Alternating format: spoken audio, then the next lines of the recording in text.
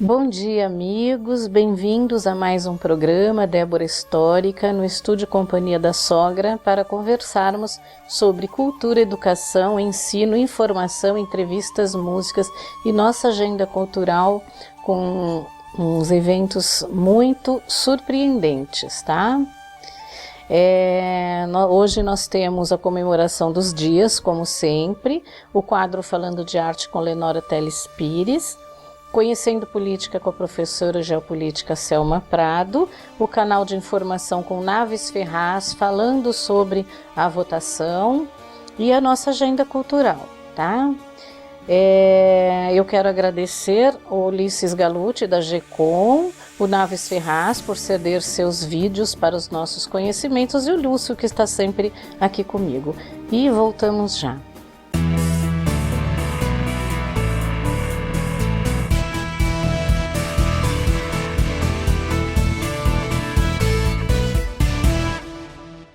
Mais uma vez eu explico que é importante no meu programa, eu não falo sobre religião e política e apenas a história, que toda história é relacionada à política e à religião, tá? Então não tem jeito de a gente fugir disso. Tem um assunto que eu quero falar, que me veio na cabeça esse final de semana, que é sobre comer versus alimentar-se. Nós, na verdade, nós não devemos comer, e sim nos alimentar. O alimento, para nós, é de extrema importância, tá? Porque nós não alimentamos somente o nosso corpo, nós alimentamos também a nossa alma. Porque todo o fruto, né, dado pela natureza, ela tem uma energia. E aquela energia, ela nos dá a energia.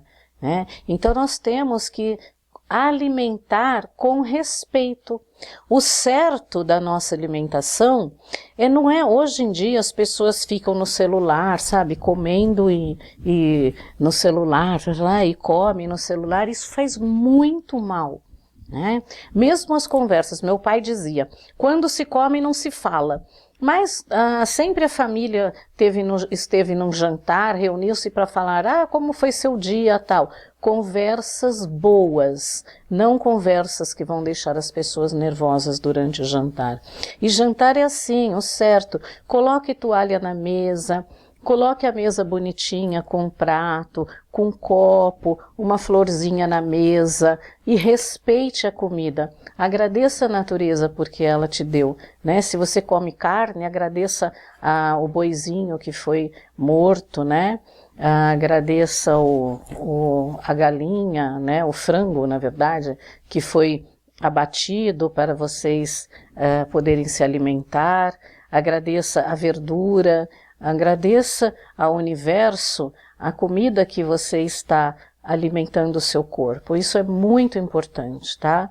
Nós todos somos um só, nós temos uma conexão muito grande com relação à natureza. Então pensem bem nisso e respeitem mais um pouco ao alimentar o seu corpo, tá? Deixa o telefone de lado, deixa as conversas ruins de lado, as fofocas e concentre-se na alimentação que vocês estão colocando para dentro do seu corpo, tá bom?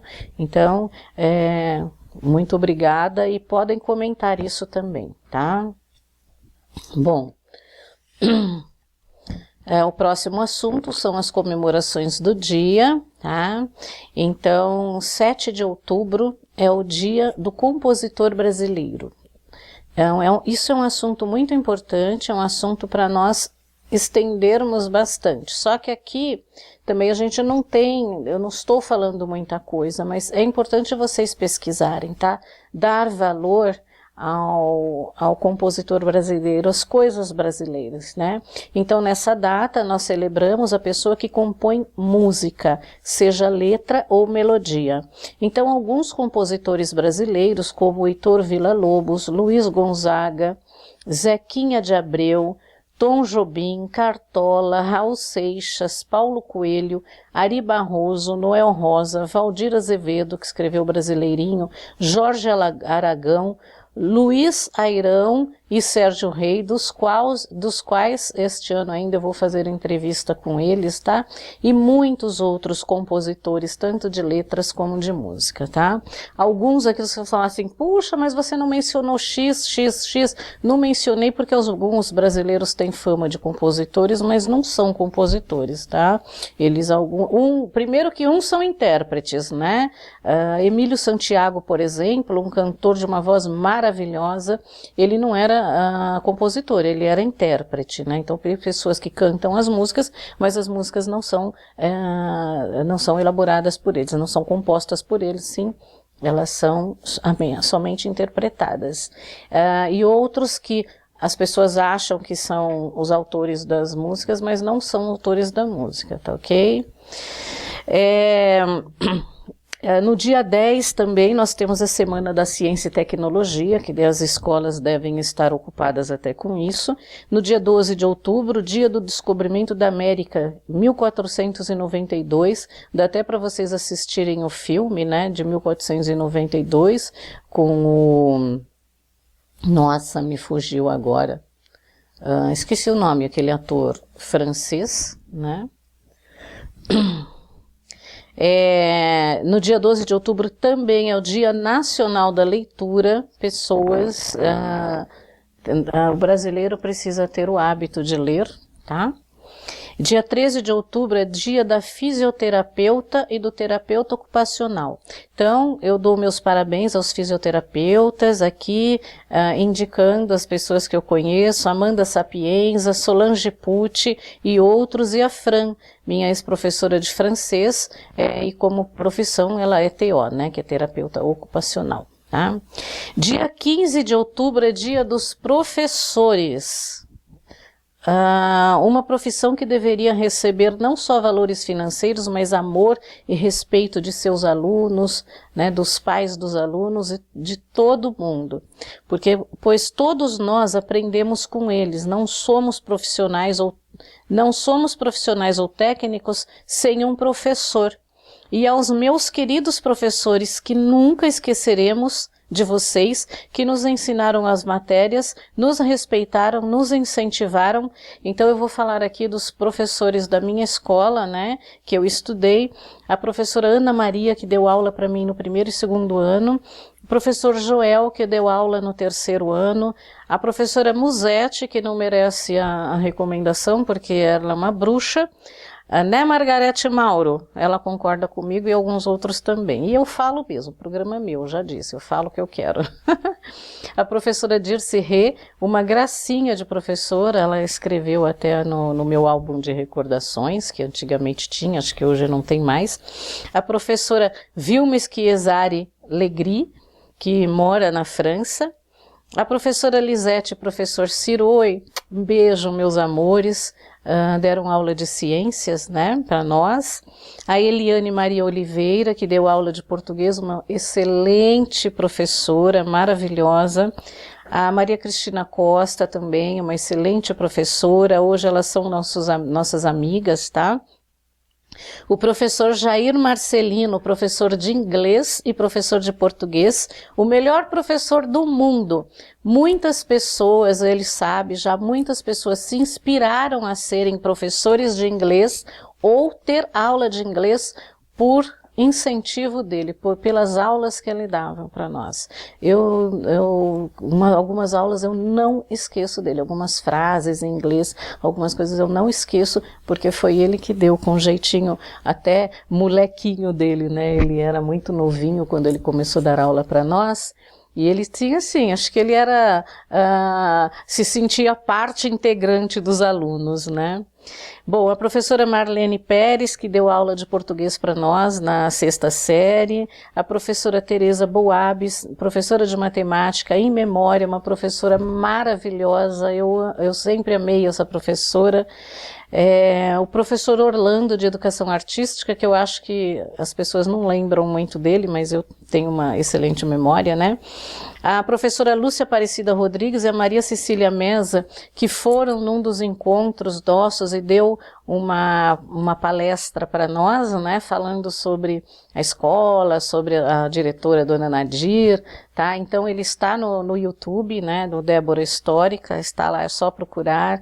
A professora Marisa de Sá Moreira, a professora Odaleia Espínola, professora de Educação Artística também, que substituiu o professor Orlando quando ele saiu, e ela ficou até há pouco tempo, acho que ela até se aposentou nessa escola, tá? A professora Rosa Shibui, que é professora de Educação Física das meninas, depois até oi, professora Rosa também, que quando a professora Vera, a Rosa foi ter nenê, a Vera substituiu, né? Não está aqui, mas eu lembrei dela, tá? O professor Carlos Barato, um beijo para você, professor de Educação Física dos meninos, né? Ele mora lá perto do Quintas, né? Do Morumbi, hoje é nosso amigo também. O Rogério Mauro e o Ricardo Chiavassa, o Rogério do Cursão, que muita gente conhece, muito famoso aqui na Vila Sônia. O Mauro e o Ricardo Chiavassa, em memória também, mas foram professores e todo mundo lembra deles, né? O Ricardo conhecido como Lindóia. A Rosa Chiavassa, que foi esposa do Ricardo, estudou na mesma escola que nós. A Mazé Varela, que participou de vários programas, um beijo para você, professora Mazé. O Sérgio Varela, que deu aula, mas acho que por pouco período também, não foi nosso professor. A Maura Corsini, nossa professora também. E muitos alunos também gostaram, foram para o lado da literatura, né, como a Lúcia Vale, ela se inspirou na professora Maura para fazer literatura, né? Doutora em literatura.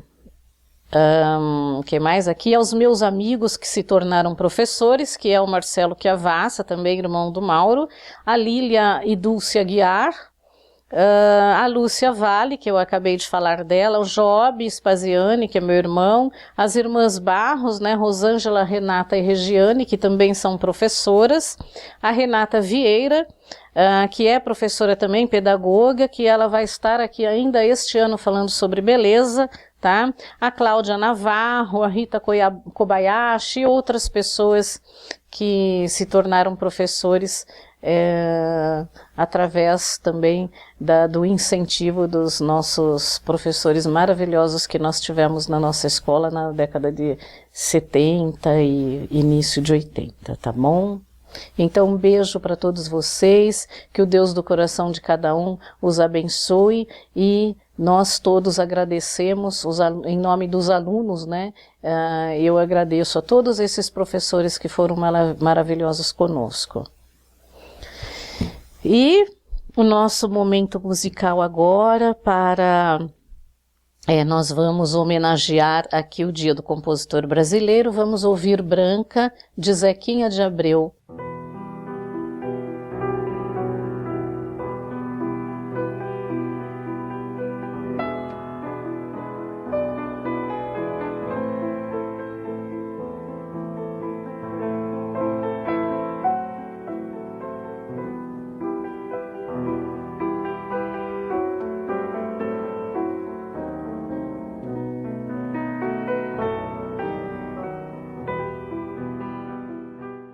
E agora vamos para o quadro Falando de Arte com Lenora Teles Pires, que nós temos um evento aí,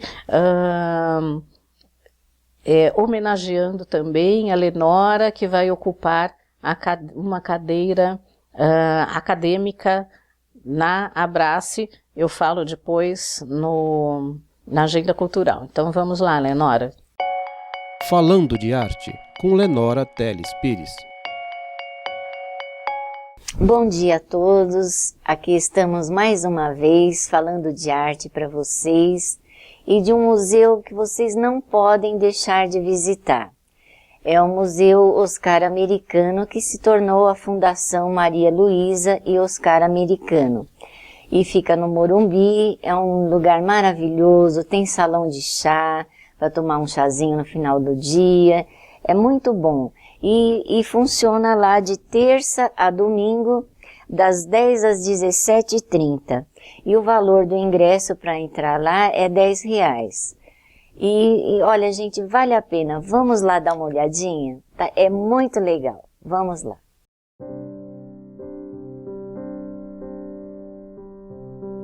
Oscar Americano foi um engenheiro, mecenas e grande empresário brasileiro, dono da empresa CBPO. A Fundação Maria Luísa e Oscar Americano foi instituída em março de 1974, 2 anos após o falecimento de Maria Luísa Ferraz Americano, a sua esposa, doando à cidade de São Paulo, além da casa em que viveram com os filhos durante 20 anos, a coleção de obras de arte e extenso parque. Para vocês terem uma ideia, a casa tem 1.500 metros quadrados de área construída e o parque no total tem 75 mil metros. Dá para passear bastante. Em meio a plantas e árvores de vários tipos, de pau-brasil ao pé de café, encontra-se a casa projetada pelo arquiteto Oswaldo Arthur Bratic, em 1950. Preservando a natureza, reunindo peças e documentos ligados à história do Brasil, realizando cursos, concertos e outras atividades culturais, a Fundação Maria Luísa e Oscar Americano oferece aos visitantes um panorama do passado e do presente também do país. Ampliado e enriquecido continuamente, o espaço da Fundação permite uma visão das diversas etapas da nossa história. No jardim, pode-se ver as esculturas de autoria do construtivista húngaro Károly Pichler e Emanuel Manassi.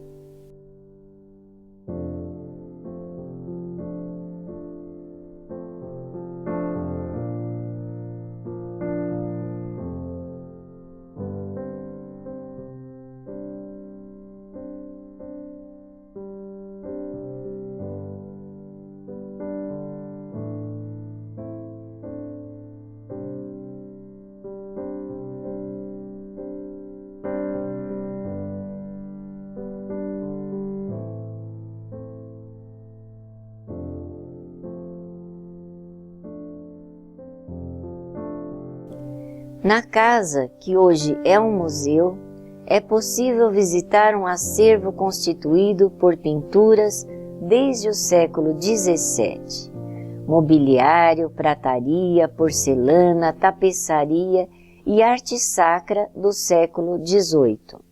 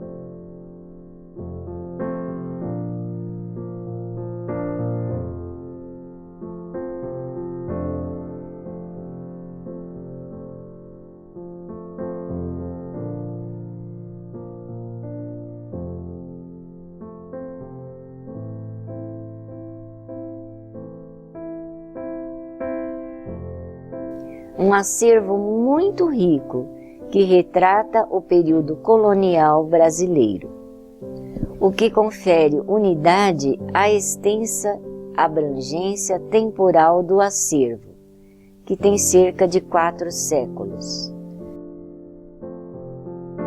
bem como a sua amplitude temática. É o sentimento de brasilidade que nele está presente e que permanece vivo entre os responsáveis por sua continuidade. E agora deixo com vocês a minha admiração e o meu apreço pela atitude tão nobre e altruísta dessa família Oscar americano, que até hoje mantém o desejo do proprietário da casa. Realmente louvável.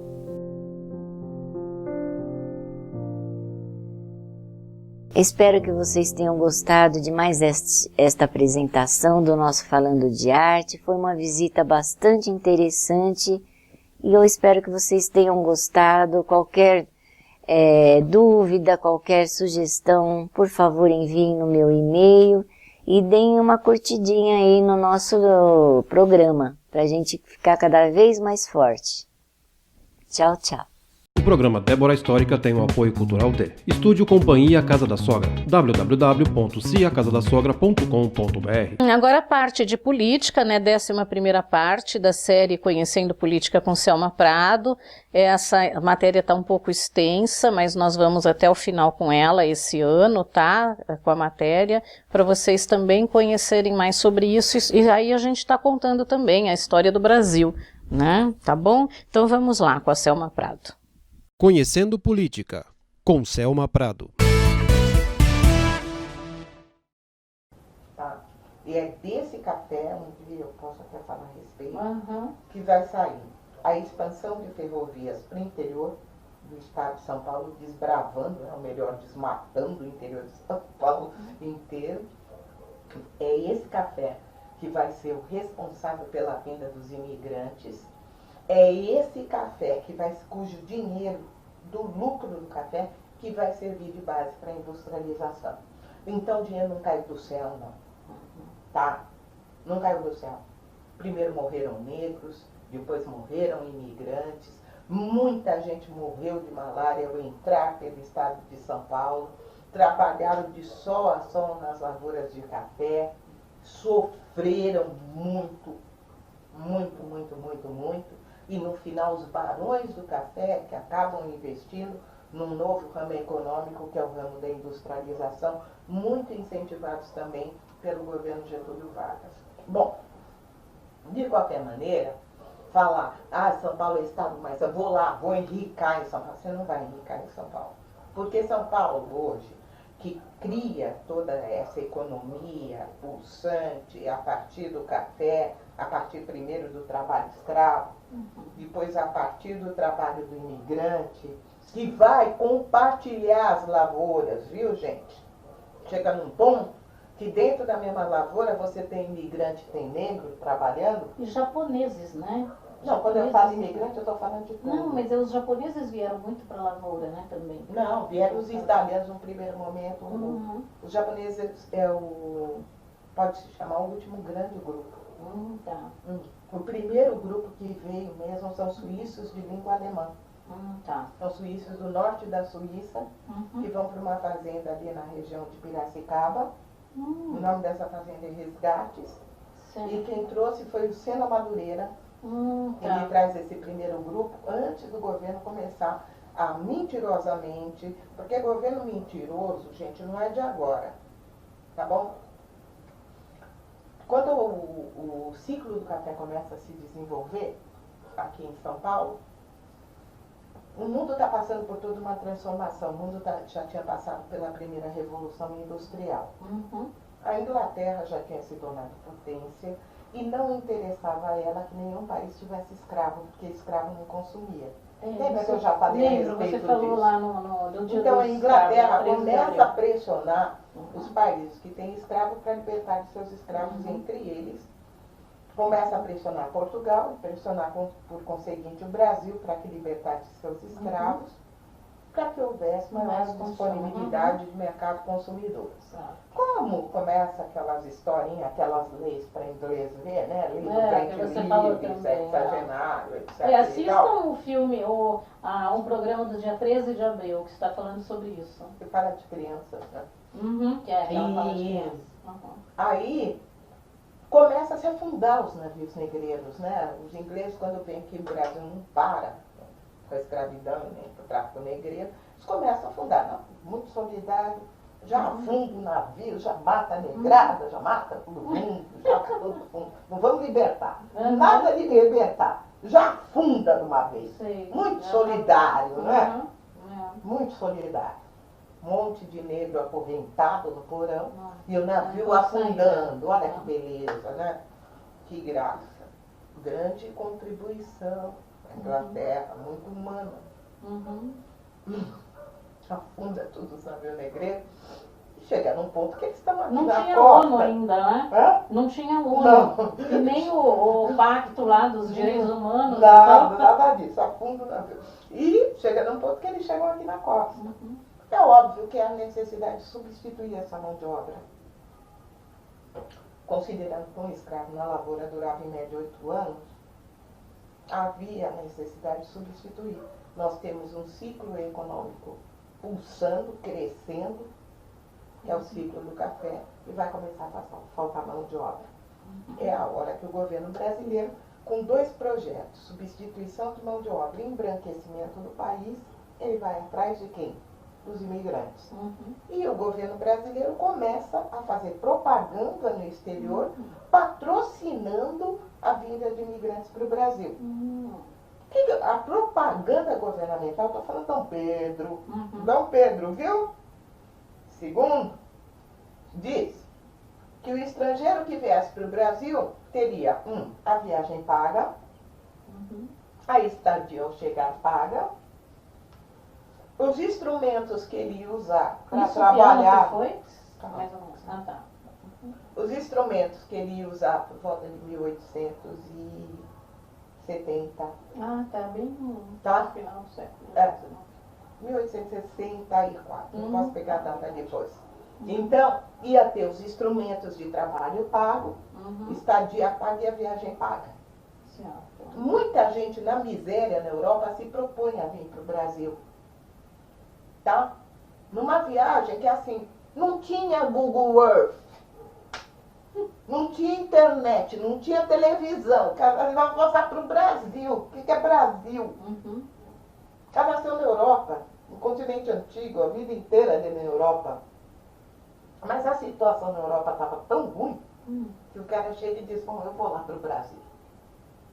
Uma viagem que durava meses. Ele vinha de navio para cá. Uma carta, então, durava anos para correr, quase que de um continente para o outro. Ainda não tinham feito o Titanic, que era rápido. E também não tinha internet. Então, o resultado, não tinha WhatsApp, então não tinha mensagem quase em tempo real. Então, o cara, quando saía de lá, ele saía quase que para a morte. Deu certo, deu. Se não deu, não sei o que eu vou fazer para voltar. E viu famílias inteiras. Que em tese iam receber passagem, estadia, alimentação. Quando o cara chegava aqui no porto de Santos, que ele descia do navio, surpresa! Lembra que eu ia pagar a tua viagem? Não pago. Lembra que eu ia pagar a tua estadia? Não pago. Lembra que eu ia pagar os instrumentos? Não pago. Sabe quem vai pagar? Você! É igual quando essa coisa de prostituição que leva seguro passaporte, paga a viagem, parará. É daí que tiraram Sabe isso. como que vai pagar? Você. Sabe como você vai pagar? Trabalhando. Trabalhando. É praticamente transformar esse imigrante em escravo por dívida. É uma outra forma de escravidão. Tanto que se você for aqui no Brás, no Museu de Imigrante, e estiver fazendo uma visita por lá, com guia, logo na entrada tem uma casinha Era nessa casinha que os fazendeiros vinham do interior de São Paulo e negociavam as dívidas de um lote de imigrantes que havia chegado. Então, o que esse fazendeiro fazia? Ele comprava a dívida. Pegava esse lote, você tinha lote de escravo, depois você teve lote de imigrante, tá? Ai, eu sou neta de italiano. Teu vovô chegou aqui como escravo, fofa. Escravo por dívida, tá? E comprava o lote de imigrantes e suas dívidas e levava para a lavoura. Nessa lavoura o cara teria que trabalhar, não só para pagar a dívida, como para pagar a moradia dele, o lugar onde ele ficaria hospedado, entre aspas, e a alimentação dele. Algumas fazendas, como essa fazenda, acho que é Resgate que eu fui visitar, tinham inclusive dentro da fazenda o armarinho, dentro da própria fazenda, a igreja, o armarinho, tudo direitinho, que era para o cara comprar a comida dele naquele armarinho, que era o armarinho do dono da fazenda. Aí marcava lá. Marcava lá, quer dizer, a dívida desse cara só aumentava e ele não conseguia se libertar desse tipo de situação. Mas isso é um outro papo, tá? De qualquer maneira, né?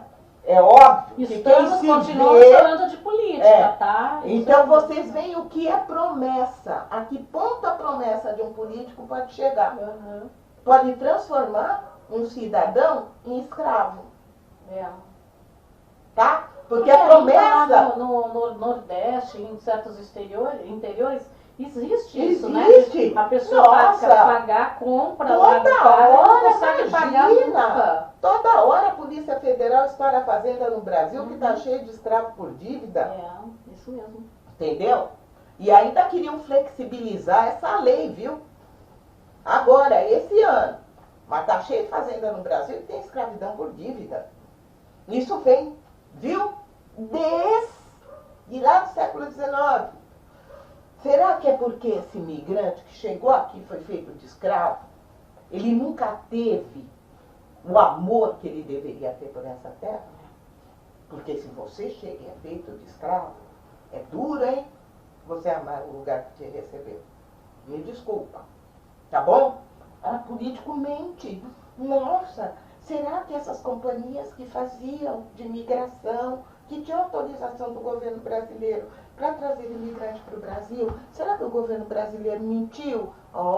Acho que não, né, Débora? Não, era tudo certinho, né? Tudo preto no branco, assim. De qualquer maneira, vai... O pior é que naquela época era coisa assim de bigode, né? Você tirava o fio de bigode, mas esses caras não tinham bigode. Não, eles tinham bigode, mas não tinham caráter, não tinham mãe, não tinha pai, não tinha nada. Era tudo nascido de chocadeira.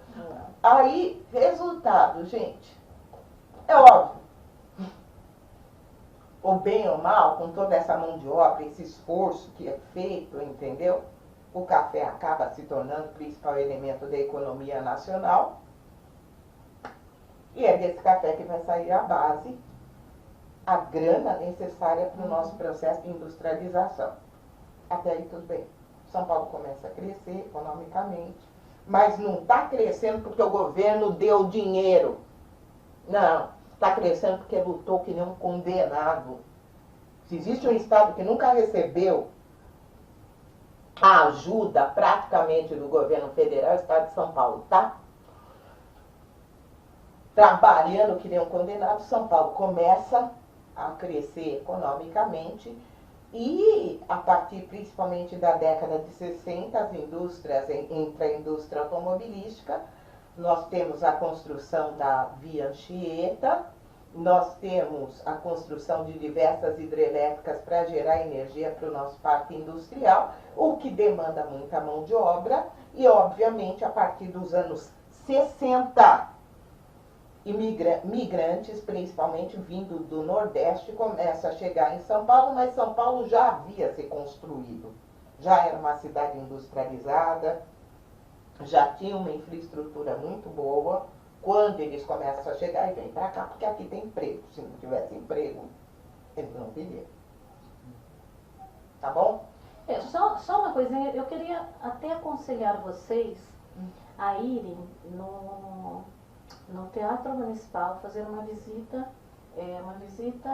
Guiada. guiada lá, e também na Sala São Paulo, porque vocês vão saber de muitas coisas que tem a ver com as ferrovias e o café, né? Exatamente. E aí vocês vão falar, puxa, ouvi aquilo no programa Débora Histórica, na parte Conhecendo Política com o Selma Prado. E assim, e tem tudo a ver com isso, eles falam o ano, tudo a época, e como era, gente. Aí vocês vão saber que as pessoas, que a elite não se misturava de jeito nenhum, nem com a classe que era média, né? Peraí um pouquinho, gente. Eu não gosto muito de acabar com determinados mitos, né? Não gosto muito que a pessoa fique desapontada. Mas veja bem, entre o maior fazendeiro de café do estado de São Paulo, da América do Sul, e cuja fazenda ficava em Itu, era um homem cujo sobrenome era Dumont. Tá, eu ia falar do mundo. Vocês já ouviram falar desse nome, né? Já ouviram falar de um senhor chamado Santos Dumont. Tá? Veja bem. Você fala isso naquele filme que nós fizemos falando sobre a fome mundial e a fome no Brasil. Você fala do Santos Dumont.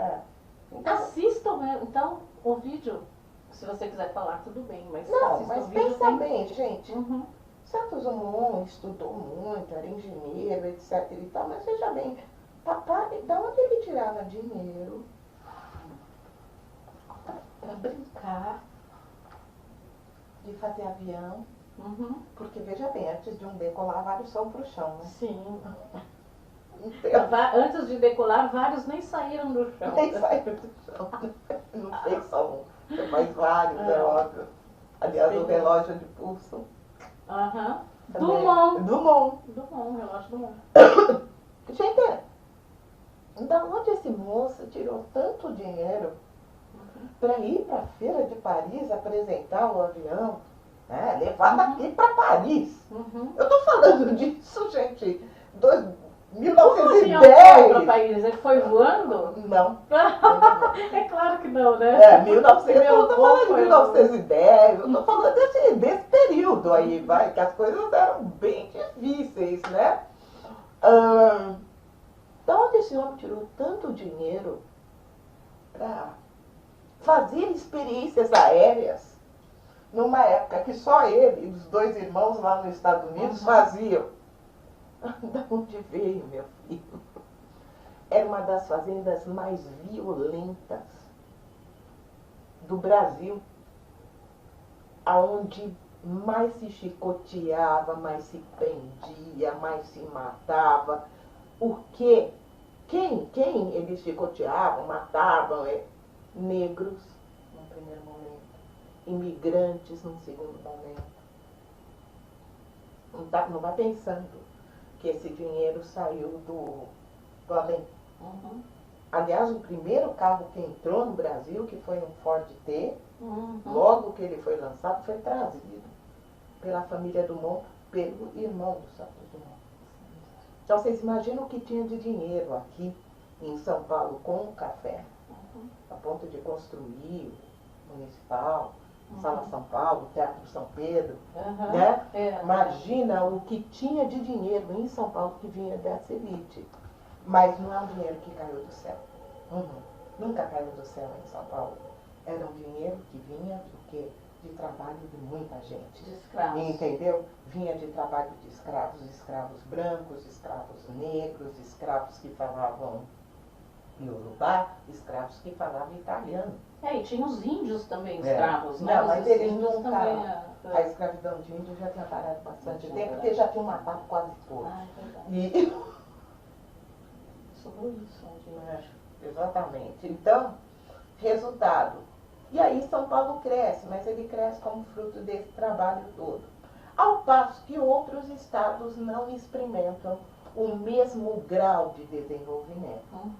Vamos para um momento musical também, homenageando ainda os nossos compositores, né? Aquarela do Brasil, de Ari Barroso, uma das músicas mais lindas do mundo, interpretada pela Baby Consuelo, que hoje é Baby do Brasil, numa voz maravilhosa, e eu amo essa música Aquarela do Brasil.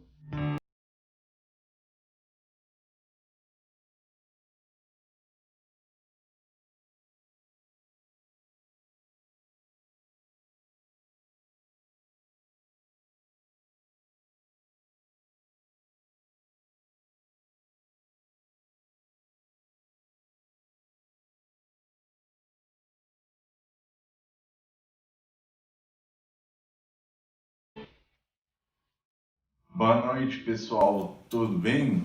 Hoje nós vamos falar sobre o resultado das eleições que aconteceram ontem. Que aconteceram no dia 7, eu não sei que dia vocês vão assistir isso aí. Pois bem, foram para o segundo turno 2 candidatos a presidente, o Jair Bolsonaro e o Fernando Haddad. Fernando Haddad, que todo mundo sabe, é um preposto do Lula. Hoje ele já esteve em Curitiba de novo, falando com o Lula, pegando orientações. É importante ressaltar que essa proximidade com o Lula pode render-lhe votos, como tem acontecido, mas paradoxalmente retira votos dele. Muita gente não vota no Haddad com medo dele ser um novo poste, ao estilo de Dilma Rousseff. Jair Bolsonaro, por outro lado, encontra-se atualmente rodeado de assessores até certa medida muito bem qualificados. Não se sabe bem o que Jair Bolsonaro pensa, sabe-se da alta toxicidade e da alta polemicidade das suas declarações, todas elas muito polêmicas, muito tóxicas, muito preconceituosas, muito imbuídas de muita barbárie e pouca civilidade. Mas, acima de tudo, o que eu gostaria de falar com vocês é sobre a governabilidade. Se olharmos para o Congresso Nacional e para o Senado, o que aconteceu para a Câmara dos Deputados e para o Senado? Houve uma pulverização, vários partidos e uma diminuição das principais bancadas. A esquerda cresceu de 135 para 144 deputados. Manteve-se no Senado 18 senadores para 18 senadores. E o centro, ele ficou mais fraco e mais pulverizado. Agora, governar com o centro vai ser mais difícil, porque vai ter de se negociar com vários partidos. É nesse momento, o momento que está sendo feita essa faxina, várias oligarquias de estados regionais foram caindo, em que o eleitor soberano como trouxe para dentro da ordem democrática nacional novamente valores e princípios há muito tempo esquecidos.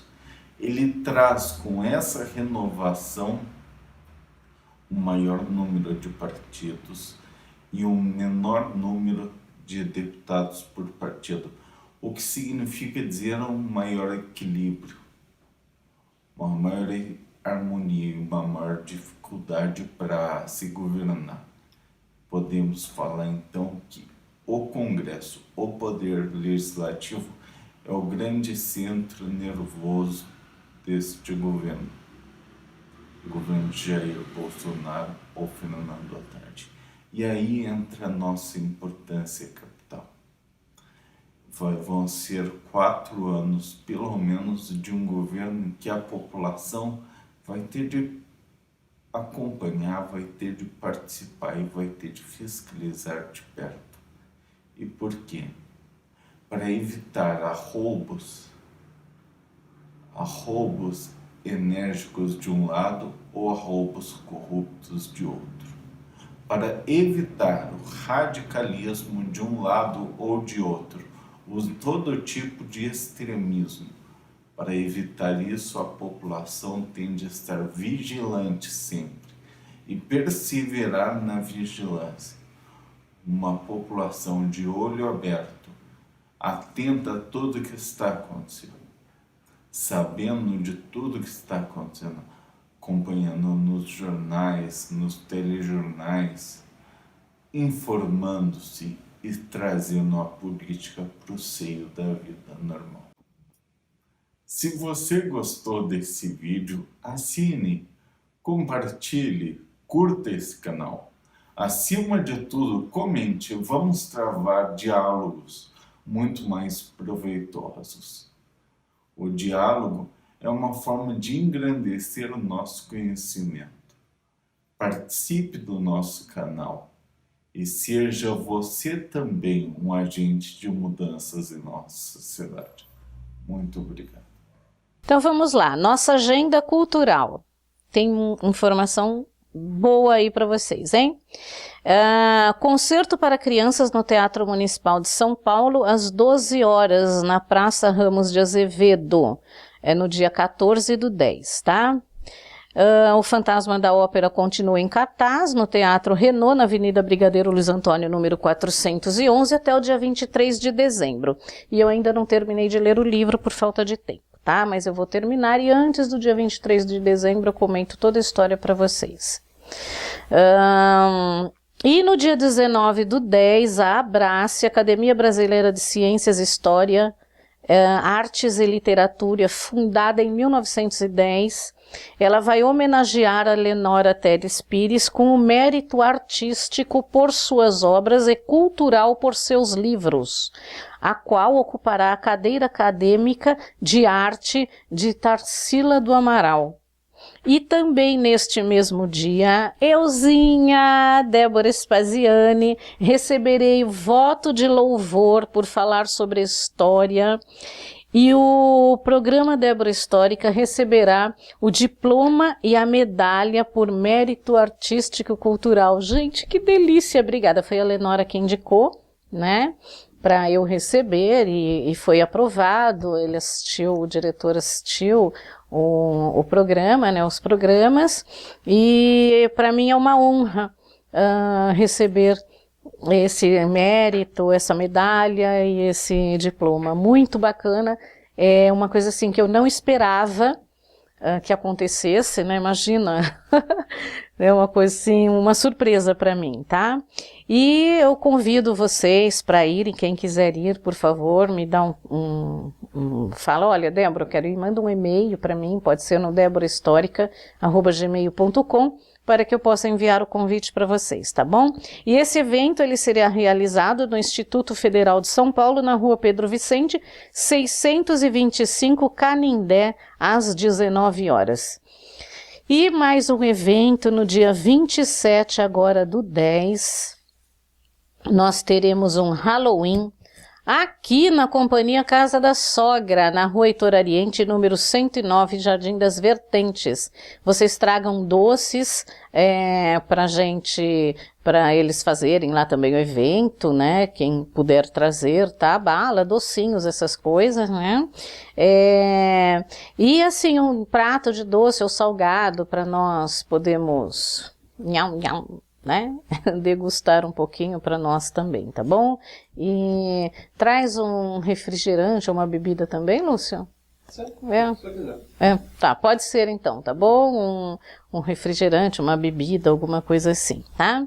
E aí pra gente partilhar os doces para fazer a nossa brincadeira, tá ok? E para encerrar aqui... peraí, só não falei o horário, né? No dia 27/10, a partir das 17 horas, tá bom?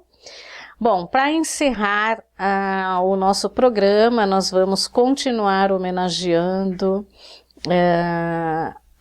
o compositor brasileiro, com a música Brasileirinho, de Valdir Azevedo, na interpretação também de Elza Soares e Baby Consuelo, Baby do Brasil. É que eu gosto de falar Consuelo, tá? Lá vamos nós, 25 segundos. E Malandro, Malandro, de Jorge Aragão, na interpretação também maravilhosa de Elza Soares e Baby Consuelo, com a Orquestra Jazz Sinfônica, e foi feito agora, em 2018, e inclusive nesse vídeo a Elza Soares está, apesar que ela não é tão velha, acho que ela está com 79 anos, ela está sentada numa cadeira porque não consegue mais sambar com aquele corpo lindo e maravilhoso que ela tem, né? Então vocês vão vê-la numa cadeira, tá bom? Então, até a semana que vem, com mais informações, com mais histórias, com mais músicas, com mais cultura, tá? Tenham todos um bom final de semana e um beijo para vocês.